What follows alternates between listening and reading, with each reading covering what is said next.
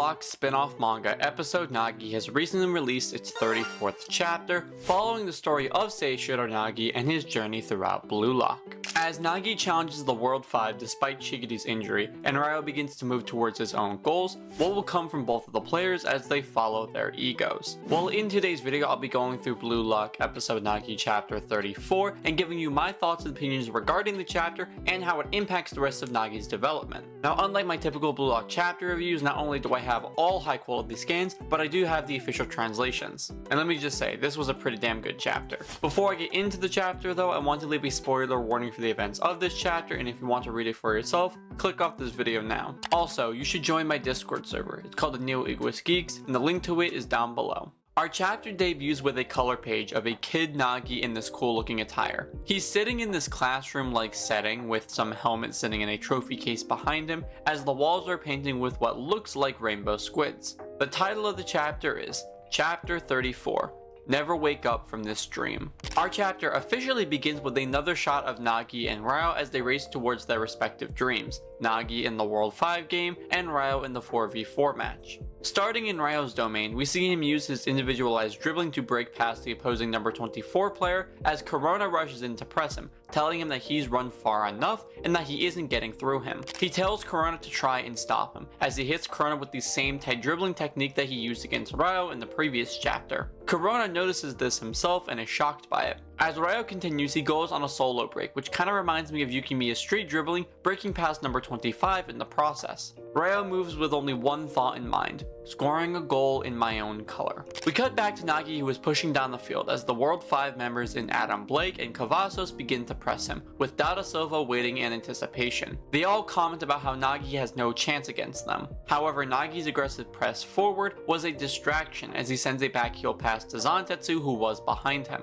Zantetsu himself is shocked by this play as he receives the ball, being in awe of Nagi's ego. He then hits a crossover towards Nagi as he traps the ball between Cavazos and Blake, who are shocked at his control. Nagi then heel flicks the ball over his head as Dada Silva rushes in to assist with the press, but Nagi is prepared for this. Nagi continues to rush forward, keeping his speed high as he does the foot to shoulder double touch, allowing for him to keep possession and continue moving forward. This attempt is successful, leading to Nagi breaking past Dada Silva in a one-on-one as Nagi declares that he intends to smash up the world with his soccer. We do a small cut to Ryo as he tells himself to not be picky about the goal that he wants to score, calling on Igaguri for assistance. Ryo passes the ball to Igaguri and directs him to think of Ryo like he's Shido, which confuses the hell out of him. As Ryo breaks past the final opposing player, Igaguri locks in and says, "Fuck it," and passes to Ryo in the same way that he would to Shido. Ryo begins to focus, zoning in and subconsciously awakening his copy ability as the paper strips begin to fly around him. We see him jump as the paper flares over his body, which sparks an interest in Shido, where it's revealed that Ryo has copied Shido's dragon drive technique from the previous chapter, with this paper origami dragon flaring behind him, and Shido's image displayed in his copy. Corona tries to block him as the shot flies vertically over him, battling against the ground before going into the top corner of the net. Ryo celebrates as his ego flares, and we see that Nagi's has done the same. But when Nagi takes a shot, however, Loki rushes in and blocks it with his God Warp technique. Nagi is surprised by Loki's speed, saying how he thought he broke past everyone, and Loki mocks Nagi, calling him too slow. Loki keeps possession of the ball as Nagi acknowledges his inhuman speed. Loki then asks Nagi if he's afraid of anything, seeing as he just went and picked a fight with the World 5 by himself, to which Luna chimes in and says that Nagi is the same as Loki, despite how he looks down on everyone. Loki rejects that and says that he respects all of the World 5, stating how they were all so talented until he showed up, to which the other World 5 members laugh and comment in response. As Nagi thinks about Loki's play, he begins to have some dialogue with him. But you know, maybe we are the same, blessed with talent and not afraid of anything.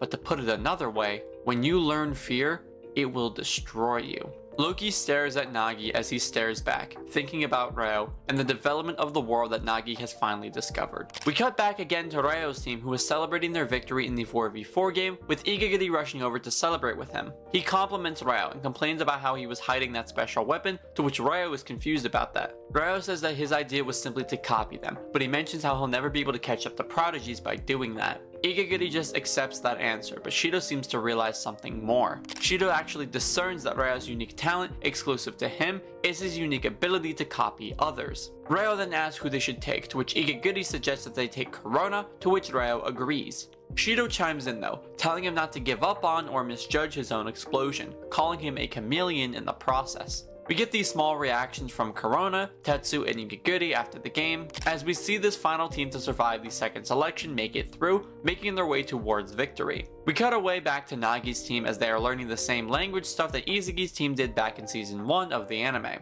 Zantetsu begins to try learning English, however he starts from the middle of the alphabet, confusing it for some kind of name. Zantetsu tries to show Baro his drawing while screaming some of the letters like a name, to which Baro gets annoyed and tells him to shut it. We then get some extra dialogue with Chigiri and Kiora jumping in to engage in the fun discussion. Nagi is also seen there, however he's laying down on the bed, playing on his phone, bored with studying. He starts to wonder about what he would talk to Reo about when they meet each other again. Would he mention how he fought some amazingly strong guys, or how he was able to change in so many different ways? Or maybe he would get the chance to apologize for the things he said last time they saw each other. As he thinks, Kiora chimes in with the line that Loki said to Nagi. He thought it may be helpful for him, so we offered to translate it, since again, Nagi didn't know what Loki was saying. Nagi tries to think about what he's afraid of though. Is he afraid that he would never be able to beat Isagi? Because he would be fine with that, chasing that dream of surpassing him forever. As Nagi tries to think of something scary, the system begins to alert the teams that the second selection has officially completed. They are also instructed to dress themselves in their uniforms and move down to the central joint room. As they begin to leave, Zantetsu asks about Chigiri's leg, to which he mentions that it's fine. When they begin to leave, Nagi learns what really scares him. It's the thought of his heat and this fire going away. Nagi mentions how Reo brought him to BLUELOCK, how he chased after Isagi, and how he fought his way back up to the top with the guys beside him. He continues and says how soccer and BLUELOCK managed to show him so many different sides to himself. As Nagi leads the charge, Baro, Chigiri, Zantetsu, and Kiora all follow. I want to stay inside this fire forever. I want to stay excited forever. The announcer then asks if the second team can enter the joint room, which they do, aura farming even more than in the original manga. I never want to wake up from this dream. We get the reactions of Bachira, Isagi, and Rin as Team 2 enters. On the final page of the chapter, we see Isagi within episode Nagi again after so long, to which Nagi greets him, ending the chapter with a final line. I want to stay fired up. And that was the chapter, and honestly, we got a lot of information in relation to the current story. Before I get into my thoughts, so if you are enjoying this video so far, leave me a like and subscribe down below to see more awesome BLUELOCK content just like this. It costs absolutely nothing and it helps me immensely if you do. And if you want to help even more, if you were to become a member of this channel, you would earn some awesome benefits like personal video requests and shoutouts on videos, but you would also get your name mentioned in the BLUELOCK New World movie as a contributor to the project, and this also applies to super chatting. So like, subscribe, and become a member to show your support for me and my content. Now through this chapter, there are three main things that I want to talk about. The first is Team BLUELOCK's performance against the World 5. Because of the events of this chapter, Nagi is now the second confirmed character to be a World 5 member in a one-on-one. The first was with Bachira beating out Cavazos with his dribbling, and now we have Nagi who beat out Dada Silva with his shoulder double touch. It's honestly kind of crazy to me that with Nagi's current ego, him in this side story and him in the main story are the same person. The depths of their egos are so entirely different that they almost feel like two different characters. But excluding Nagi, the only other character on the BLUELOCK team who shined in this chapter was Zantetsu, and it feels a little bit weird that we didn't get to see any Baro or Kiora gameplay, so that was kind of sad to be honest. The second thing I want to talk about though is Loki's dialogue to Nagi. Loki seemed to predict what would happen to Nagi in the current storyline, as becoming afraid did eventually lead him to death in the project. But Luna seemed to compare Nagi to Loki, with Loki even acknowledging it himself. So I wonder if we would get the reveal that Loki has experienced an ego death before, or will eventually experience an ego death sometime in the story. It's even possible that he went and found Charles as a way to prevent this from happening, since Charles is the key to making Loki the best in the world. But I'd honestly be very interested to see what Loki means by this. But the biggest and final thing to discuss is Reo's chameleon awakening. Now obviously this was a subconscious awakening, like how Isagi subconsciously awakened Metavision in the third selection, but for this chapter there was something special explained about it. Shido describes Reo's talent as a rare ability limited to him, and it makes me wonder, Is Reo actually a genius over being a talented learner? See, we always assumed that Reo was a talented learner through his awakening of metavision being exclusive to talented learners, but also his chameleon weapon being similarly classified in the same way that Kaiser's Kaiser Impact is. But it seems to me that Reo could potentially be aligned with the golden brain theory that I presented a couple weeks ago. I never understood how Reo was able to copy Nagi's trapping, since not only is Nagi's trapping a genius attribute exclusive to him, but Isagi himself said that Reo couldn't copy physical abilities. But with Shido, this is the second genius that he has copied in the early stages of the manga in relation to physical talent. And the more I think about it, Reo also copied Marine, who is also a genius. So the more and more we go through this story, it seems to me like Reo is a genius over a talented learner. This also relates to his performance because he always seems to do better when he's playing for himself over playing for other people. I mean, take his goal here in the 4v4 game, take his goal in the third selection, his attempted goal in the game against Bastion München,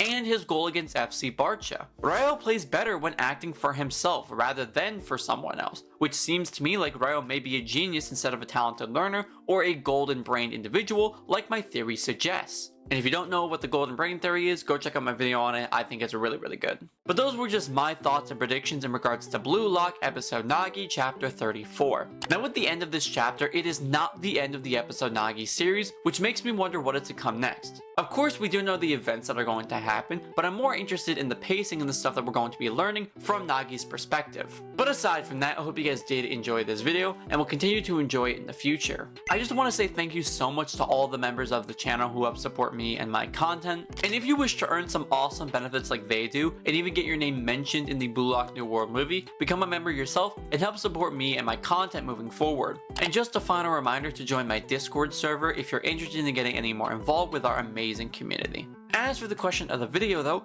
what would you rate Blue Lock episode Nagi chapter 34 on a scale of 1 to 10? Leave me your thoughts down below in the comment section. And like always, thank you all for watching, like and subscribe to see more awesome Blue Lock content just like this.